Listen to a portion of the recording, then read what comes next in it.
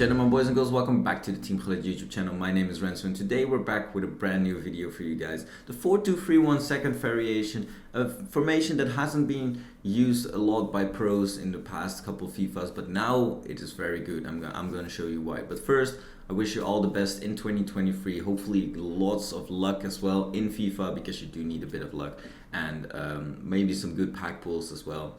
Anyways, we've been quite off recently in the end of 2022 with uploads, but we will be back from now on with weekly content for sure. So hope you guys enjoyed this video, and like always, sit back, relax and enjoy.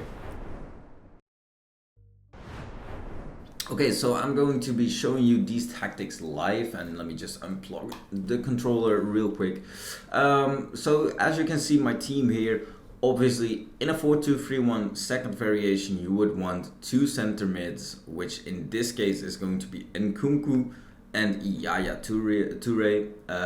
For defenders, there's loan cards in here. It's because you can use loan cards in competitive mode, so that's why Lucio and Mbappe Gold are in here.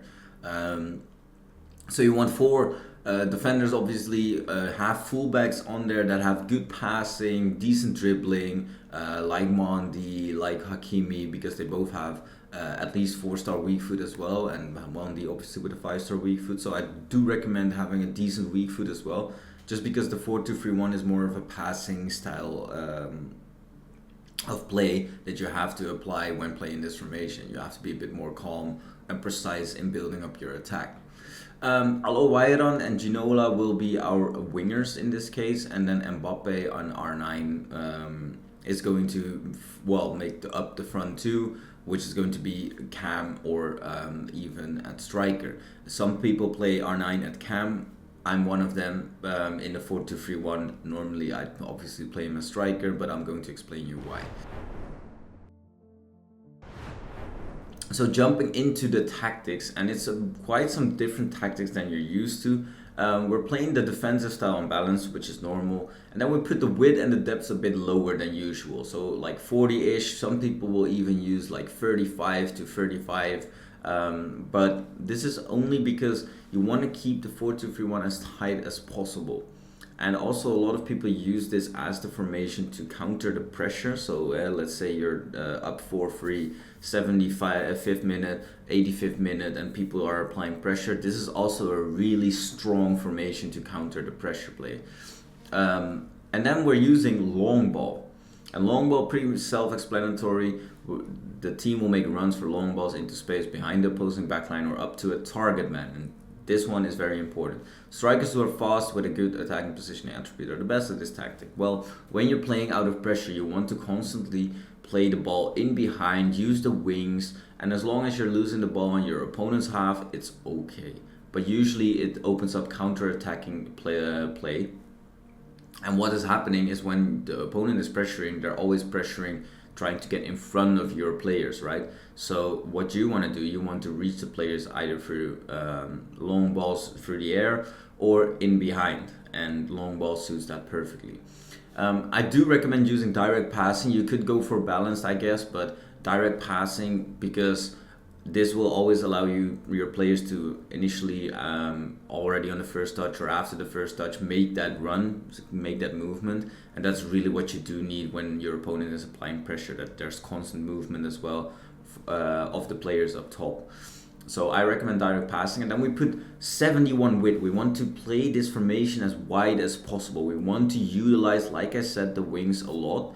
So in general play, you will be going a lot down the wing and then trying to get to the back line or entering, let's say, the area around the box, and then cutting it back to your CDMs, trying to find a passing option in the middle. But especially countering pressure play, you want to just constantly play it down the wing, and I'm going to show you why it will be a very interesting instruction on there, which makes this very viable. Players in box, we put it on 4 because we usually play this formation to see out games. But if you are playing this from start, I'd recommend you to put it on 7, because you want to flood the box. Like I said, when you do have that build up completed from down the wing, then you're cutting it back inside, and you want a lot of people to be on that edge of the box, trying to run in or make a nice passing combination.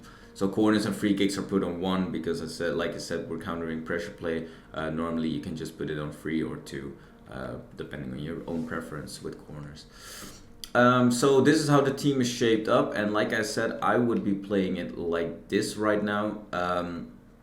R9 at cam because he's just very good on the ball, 5-star weak foot, 5-star skill moves, and Mbappe will be just very good in getting in behind, and I'm gonna show you why, because the instructions are drift wide and get in behind, and I think Mbappe is just utilizing him either down the wing. You could play possibly Ginola at cam and R9 up top, but I really like Mbappe as a striker this year.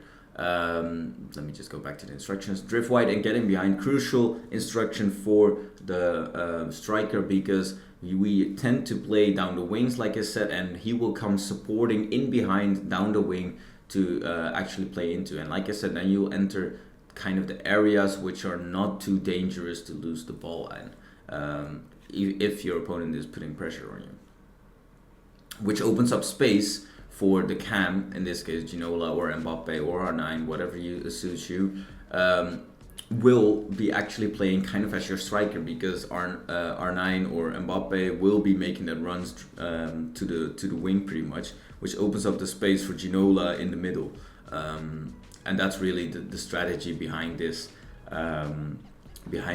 tactic. So that's why I'm putting R9 as my cam, because he will usually get that space, because Mbappe is distracting the defenders.